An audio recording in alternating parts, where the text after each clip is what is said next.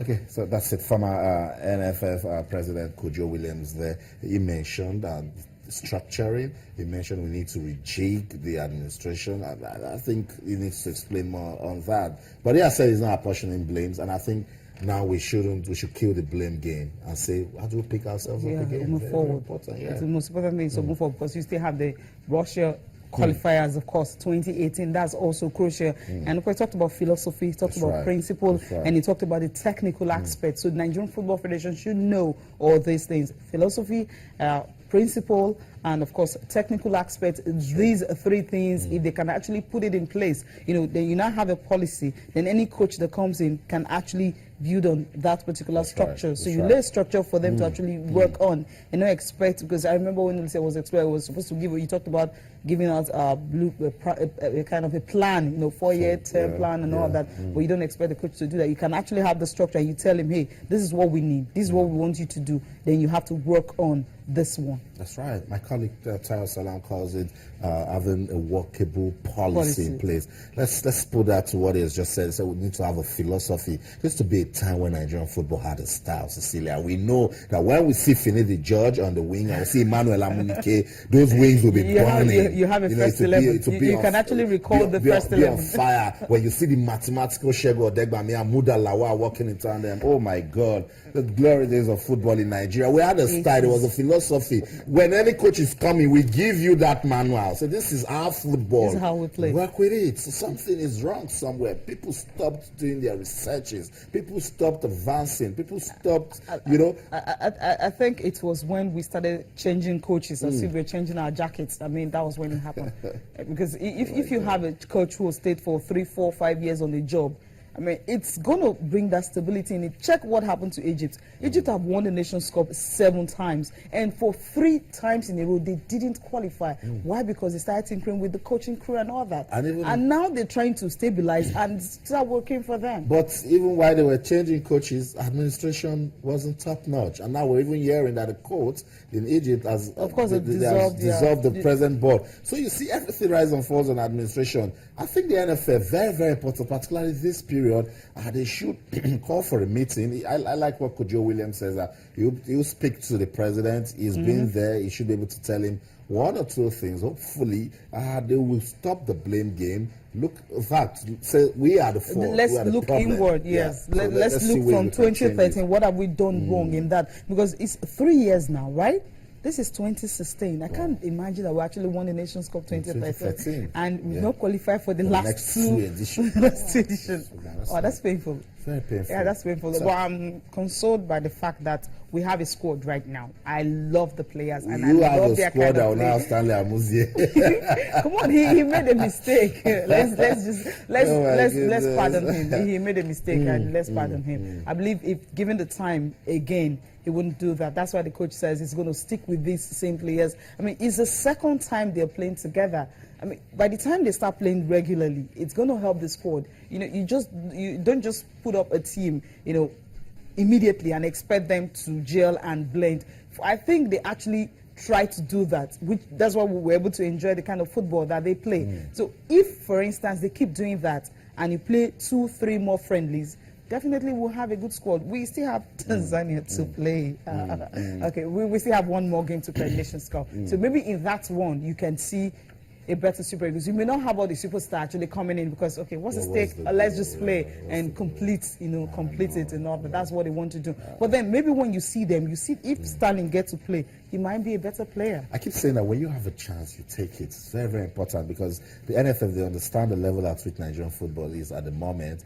So you see, as I said, someone didn't do proper research. You don't just bring in a coach because maybe this guy likes him or another 4 persons just gave him the pass that he can become coach. You need to do your research. Is this kind of coach the kind of coach that work under pressure in a Nigerian condition? Is this the kind of coach that can help us turn our football around in this period when we've considered it to be in a state of emergency? Is it this kind of coach that will be able to work with both players in the local league and those that are abroad? You need to ask questions. Is it the kind of coach that want to stay in the country or want to coach from wherever he is? Is it the kind of players that want to move around the globe and start visiting players? Or is it the kind of coach that always come out in the media to say, or YouTube or anywhere or Twitter and tell you, hey, look, this is what is happening. So you actually need to actually, sometimes character plays a lot. That's why when you're employing a coach, you go look at the history.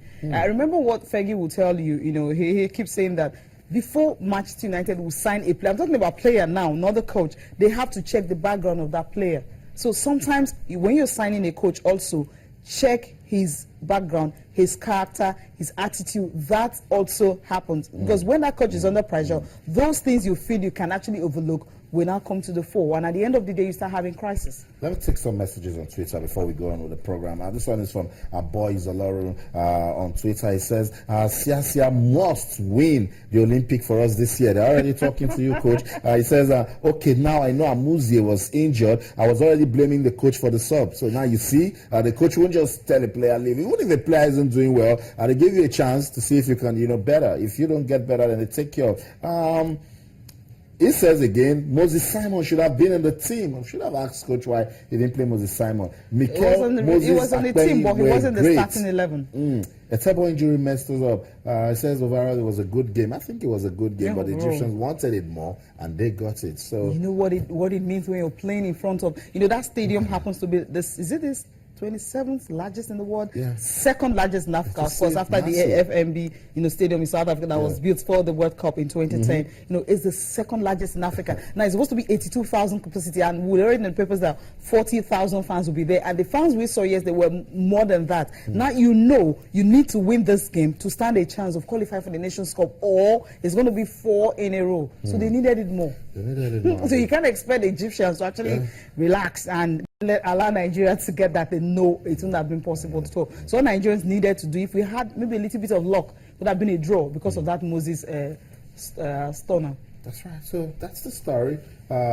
Stun or not, Nigeria has been stunned out of next year's African Cup of Nations. And you listen to the coach, some words of encouragement there.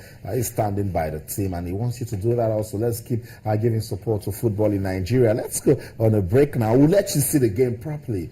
I'm not assuring that it's going to be the last time, but let's see the game from Alexandria. It ended Egypt 1, Nigeria 0. Sports this morning on Channels TV. Don't go anywhere. Stay.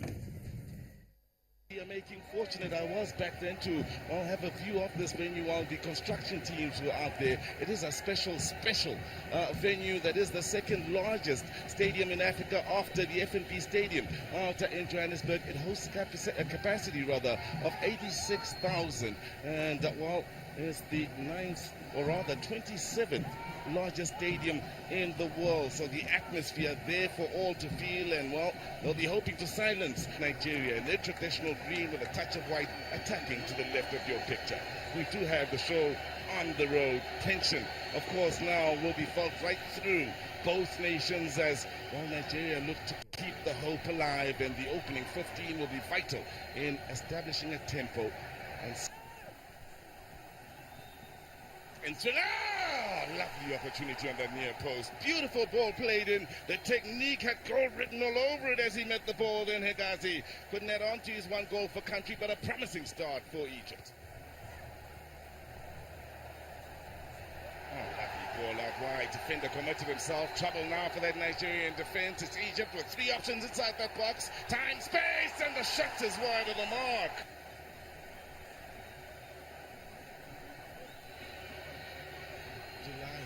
Early ball looking for Igalo.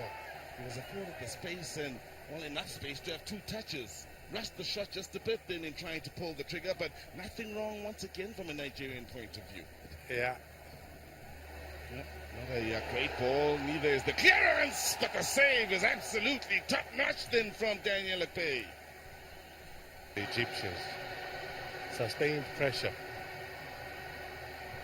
Now, could be a chance. Is a chance! Oh, it's trickled through then from Ramadan Sabi.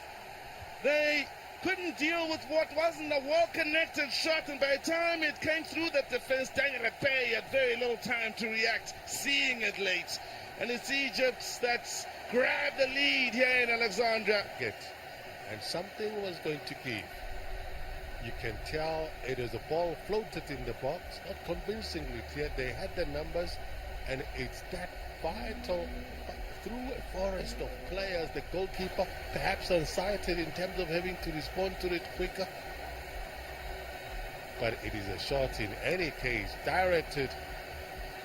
Victor Moses, he and Salah, formerly with Chelsea, represented as the Barclays Premier League. Speaking of Moses, oh, Victor Moses finds the inside of the post, and somehow it goes back into play and curls out for the goal kick. Where in the world? Good football all round. Good passing game in that center. Got it into the danger area.